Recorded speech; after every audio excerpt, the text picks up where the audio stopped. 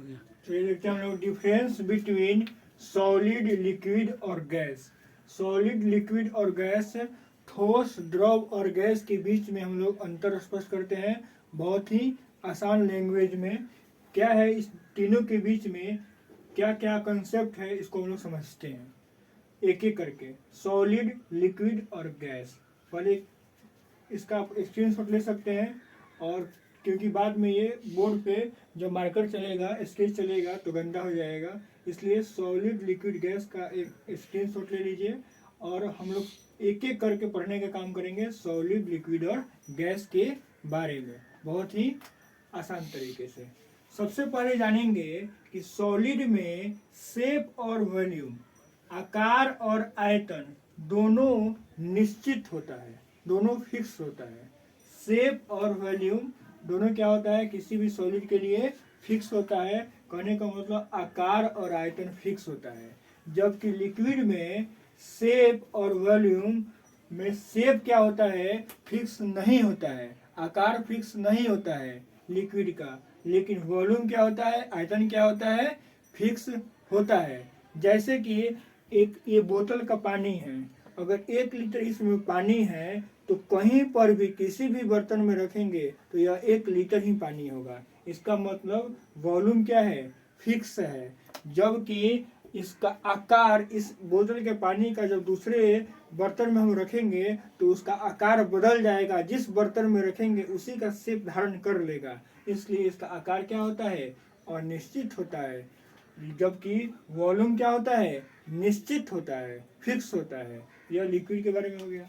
Gas में क्या होता है, शेप और वॉल्यूम, शेप और वॉल्यूम दोनों का दोनों फिक्स नहीं होता है, आकार और आयतन दोनों फिक्स नहीं होता है। फिर आगे बढ़ते हैं हम लोग, एक बार शेप और वॉल्यूम के संदर्भ में हम लोग सॉलिड, लिक्विड और गैस के बारे में समझे। क्या समझे कि अगर सॉलिड है तो शेप और वॉल्यूम दोनों फिक्स रहेगा, अगर लिक्विड है तो शेप उसका फिक्स नहीं रहेगा, वॉल्यूम सिर्फ फिक्स रहेगा, और गैस है तो दोनों शेप और वॉल्यूम दोनों फिक्स नहीं रहेगा।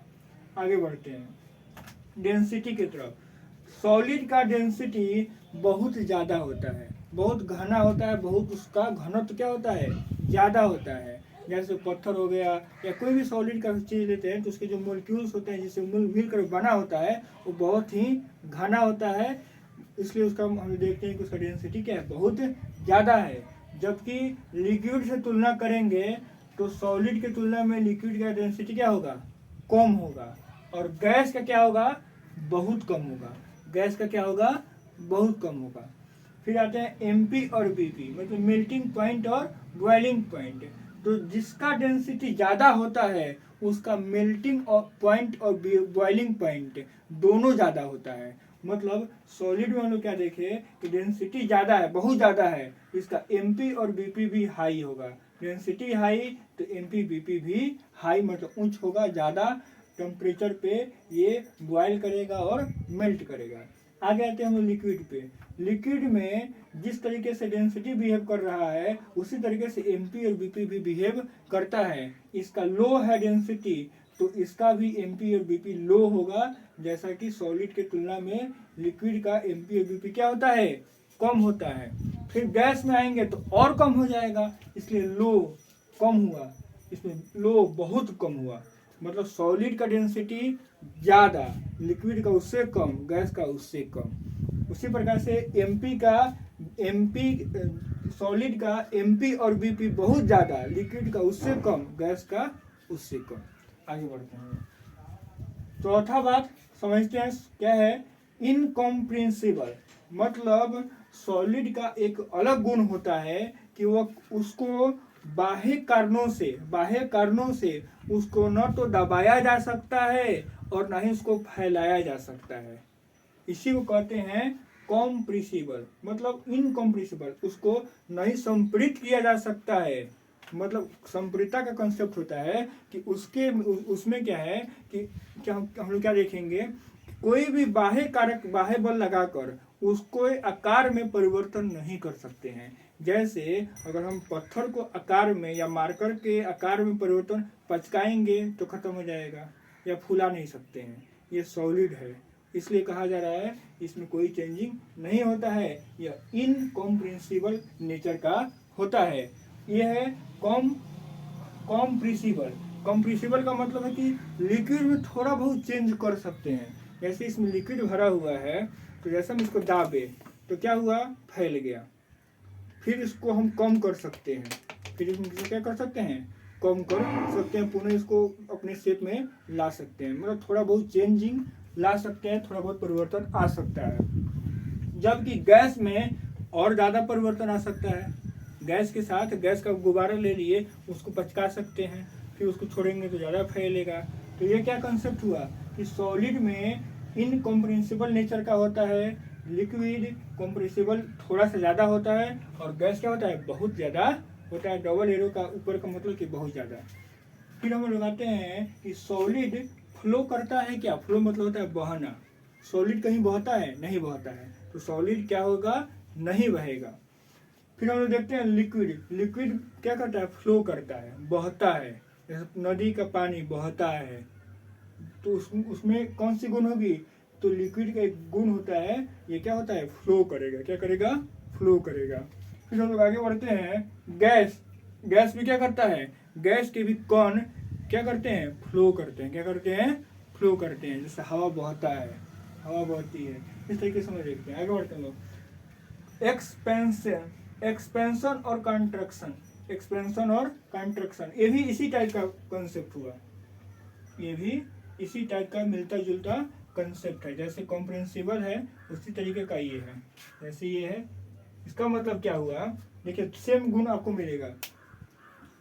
एक्सपेंशन का मतलब होता है फैलना, एक्सपेंशन का मतलब होता है फैलना। जैसे सांस हम लोग लिए, फेफड़ा क्या हो गया, फैल गया, फिर सुकड़ गया, जिसे वो कहते हैं एक्सपेंशन और कंट्रक्शन। कंट्रक्शन इसका मतलब हुआ फैलना और संकुचन, संकुचित होना। तो ये क्या हम लोग लिखे हैं कि सॉलिड में एक्सपेंशन और कंट्रक्शन पाया जाएगा, तो नहीं पाया जाएगा। क्या होगा, नहीं पाया जाएगा। जबकि लिक्विड में थोड़ा थोड़ा पाया जाएगा। इसे एगो सही किए हैं, एगो सही का टिक लगाए हैं। और गैस में क्या होगा, बहुत ज्यादा होगा। गैस में क्या होगा, बहुत ज्यादा होगा। क्या, एक्सपेंशन और कॉन्ट्रैक्शन क्या होगा, बहुत ज्यादा होगा।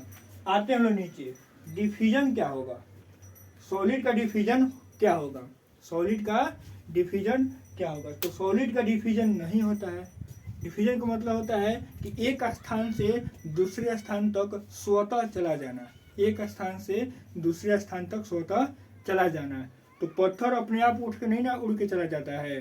तो इसमें हम लोग क्या समझते हैं कि सॉलिड में डिफिजन नहीं होता है, लिक्विड में डिफिजन नहीं होता है। जैसे पानी यहाँ पे है, तो पानी उड़ के नहीं चला जाएगा, यहाँ से उड़ के दूसरे जगह पर नहीं जा पाएगा। लेकिन गैस में डिफिजन के गुण होते हैं, गैस में डिफिजन के गुण होते हैं। इसका मतलब कि यहाँ पे अगर हम हाइड्रोजन, हीलियम, ऑक्सीजन कुछ भी रख दें, तो इसको छोड़ देंगे तो एक जगह से दूसरे जगह वो आसानी से चला जाएगा। जैसे कोई अगरबत्ती जला दिए, अगरबत्ती का सेंट हमारे नाक तक पहुँच गया, इसका मतलब क्या हुआ कि वहाँ दूसरे जगह पे है और वो फैल के उड़ के हमारे पास आ रहा है। क्या कर रहा है, डिफिजन कर रहा है। उसके मोलिक्यूल्स क्या कर रहे हैं, डिफिजन कर रहे हैं। तो गैस में डिफिजन के गुण पाए जाते हैं। अगर आगे इसमें हम लोग बढ़ते हैं कि सॉलिड में फ्रीजिंग का कंसेप्ट होता है क्या, तो सॉलिड में फ्रीजिंग नहीं होता है। सॉलिड में जमाव, फ्रीजिंग का मतलब क्या होता है, जमाव। तो सॉलिड क्या जमेगा, जैसे मार्कर है या घड़ी है या कुछ भी है जो सॉलिड है, वो जमेगा नहीं। जमेगा कौन, लिक्विड जमता है। क्या, कौन जमता है, लिक्विड जम कर क्या होता है, सॉलिड में बदलता है। जैसे पानी जम के बर्फ हो जाएगा। तो फ्रीजिंग का कंसेप्ट सॉलिड में नहीं होता है, जबकि लिक्विड में फ्रीजिंग का कंसेप्ट होता है। लिक्विड क्या होगा, जम जाएगा तो क्या बनेगा, सॉलिड बन जाएगा।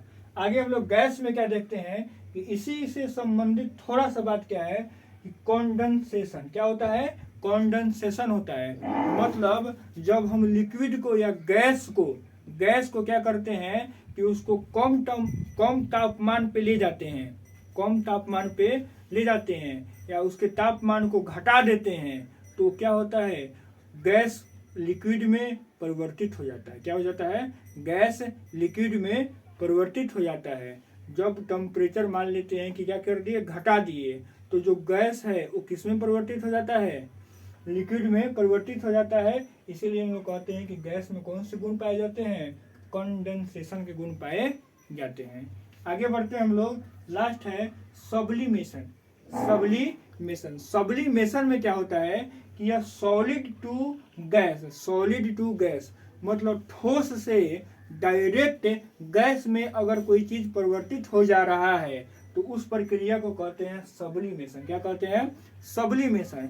इसके उल्टा होता है कि अगर कोई पदार्थ गैस से डायरेक्ट सॉलिड में परिवर्तित हो जाता है तो उसको कहते हैं डीसब्लिमेशन। क्या कहते हैं, डीसब्लिमेशन। मतलब गैस टू सॉलिड, और यहाँ पे सॉलिड टू गैस, ठोस से गैस में परिवर्तित डायरेक्ट टेम्परेचर मिलाए, जैसे उसको टेम्परेचर दिए तो जनरली क्या होता है कि सॉलिड को टेम्परेचर मिलता है, गर्म किया जाता है तो लिक्विड में बदलता है। इस प्रक्रिया में क्या होता है कि सॉलिड को जैसे ही टेम्परेचर दिया जाता है तो डायरेक्ट लिक्विड में न बदलकर डायरेक्ट गैस में बदल जाता है। इस प्रक्रिया को हम लोग क्या कहते हैं, सब्लिमेशन कहते हैं। और इसी के उल्टा एक प्रक्रिया होता है जो डायरेक्ट जब गैस को ठंडा करते हैं तो जनरली लिक्विड में बदलना चाहिए, लेकिन लिक्विड में न बदलकर वो डायरेक्ट गैस में बदल जाता है, सॉलिड में बदल जाता है। जब गैस को हम ठंडा करते हैं तो उसको द्रव में, लिक्विड में बदलना चाहिए, लेकिन लिक्विड में न बदलकर वो डायरेक्ट सॉलिड में बदल जाता है। इस प्रक्रिया को कहते हैं डीसब्लिमेशन। क्या कहते हैं, डीसब्लिमेशन। और यह है सब्लिमेशन। तो सॉलिड में क्या होगा, सब्लिमेशन की प्रक्रिया होगी, और गैस में क्या होगा, डीसब्लिमेशन की प्रक्रिया होगी। और लिक्विड में कुछ नहीं होगा, क्योंकि इसमें लिक्विड में क्या हो रहा है, इस प्रक्रिया में एक स्टेप गायब हो जा रहा है।